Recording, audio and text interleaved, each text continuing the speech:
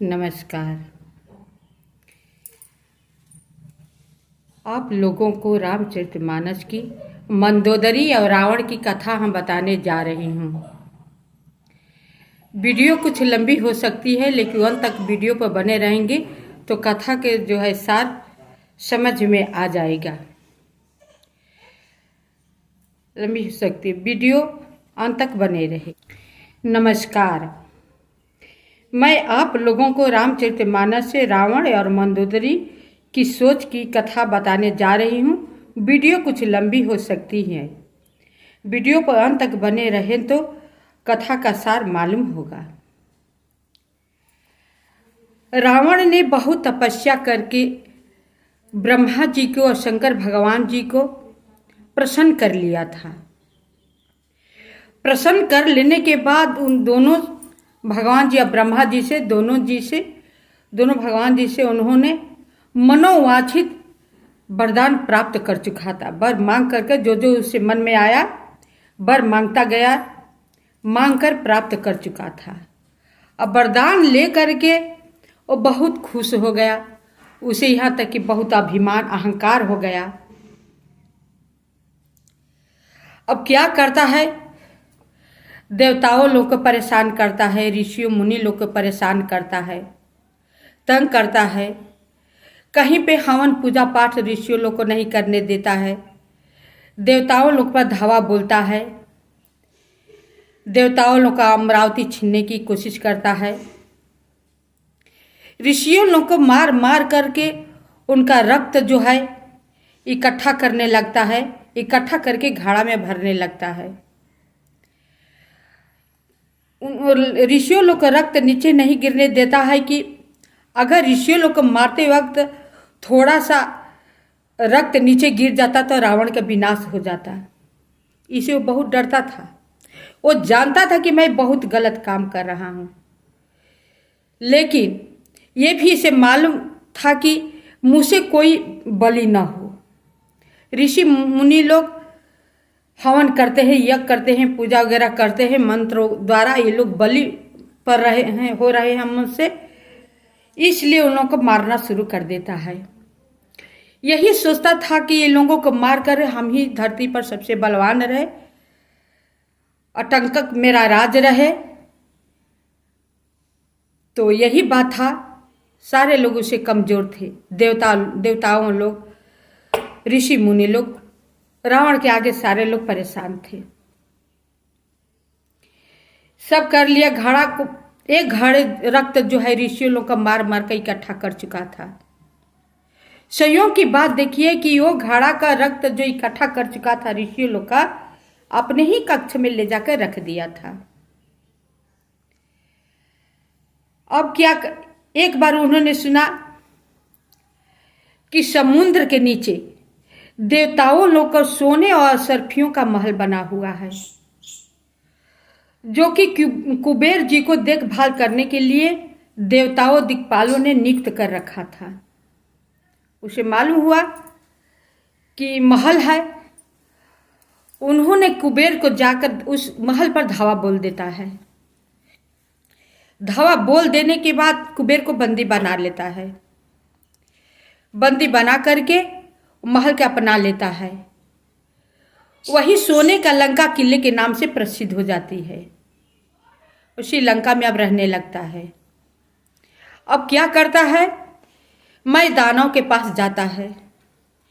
मैं दानव की पुत्री मंदोदरी नाम की बहुत अति सुंदर थी, बहुत संस्कारिक लड़की थी। रावण पसंद कर लेता है। मैं दानव से कहकर के शादी कर लेता है मंदोदरी के साथ। मंदोदरी ऐसी धर्मपत्नी संस्कारी पा करके बहुत रावण खुश रहता है। दोनों एक साथ रहने लगते हैं। एक समय संजोग की बात देखिए, मंदोदरी और रावण दोनों आधी रात के मध्य में रति क्रिया कर रहे थे, बहुत खुश थे। जब रति क्रिया कर रहे थे, इधर विष्णु भगवान ने अपने माया द्वारा प्रेरित करके मंदोदरी के पास अपने माया को भेजते हैं। जब रति क्रिया रावण और मंदोदरी के समाप्त हो जाता है तो मंदोदरी के बहुत जोर को प्यास लगती है।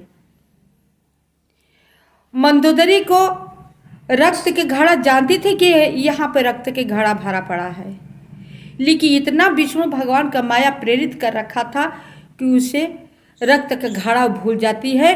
पानी के घड़ा समझकर पानी लेकर के रक्त को पीने लगती है। जब पीती है तो उसे पानी के ही स्वाद आता है, रक्त का स्वाद नहीं आता है, क्योंकि विष्णु भगवान का माया का प्रभाव था।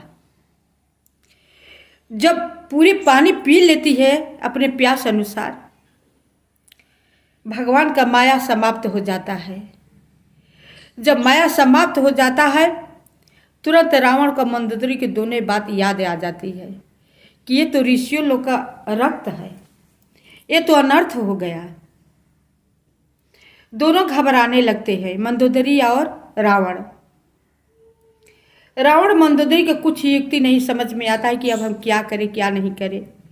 ये तो ऋषियों लोग का रक्त है, हमने पी लिया, अब गर्भ ठहर जाएगा। जब गर्भ ठहरेगा तो ऋषियों लोग का ही पुत्र होगा। जब ऋषियों लोग का पुत्र होगा तो रावण जो है आसुरी प्रवृत्ति का व्यक्ति था, उसे मारकाट ही अच्छा लगता था। ऋषि लोग का पुत्र होता तो वो संस्कारिक होता, जो कि पहले ही संस्कारिक विभीषण उसके भाई थे, उसे खुद ही परेशान रहता था। अब रावण सोचते सोचते एक युक्ति निकालता है कि मंदोदरी को गर्भपात करा देता है। गर्भपात करा लेने के बाद जो रक्त का घड़ा भरा पड़ा था, गर्भपात कराता है मंदोदरी को तो एक लोथड़ा जैसा निकलता है। वो लोथड़े को लेकर के वो रक्त के घड़े में डाल देता है। पाप से डरता था, अगर इस तरफ फेंक देता मार देता तो उसे बहुत जबरदस्त पाप लगता है, इसलिए वो रक्त के घड़े में लोथड़े को डाल देता है। डालता है कि इसी रक्त से पलकर बच्चा हो बच्ची हो दोनों बड़े हो जाएंगे। वो तो कर देता है। अब ले जाकर बहुत कुछ दूर जनकपुर जाता है। देखिए संजोग कैसे समय के चक्र चलता रहता है। बहुत दूर जाता है, जनकपुर में चला जाता है। उसी जनक जी के राजा के खेत में वो घड़े को गाड़ देता है। गाड़ करके सुखपूर्वक अपने घर आ जाता है। अब सुखी सुखी रहने लगता है। अब उसे सब कुछ हो गया। आतंकक राज करने लगता है। लंका में एक एक से महाबली योद्धा पड़े हुए थे। वो खुद ही इतना बली था, उसके आगे धरती पर कोई बली था ही नहीं। प्रकांड विद्वान भी था, वो बहुत कुछ जानता भी था।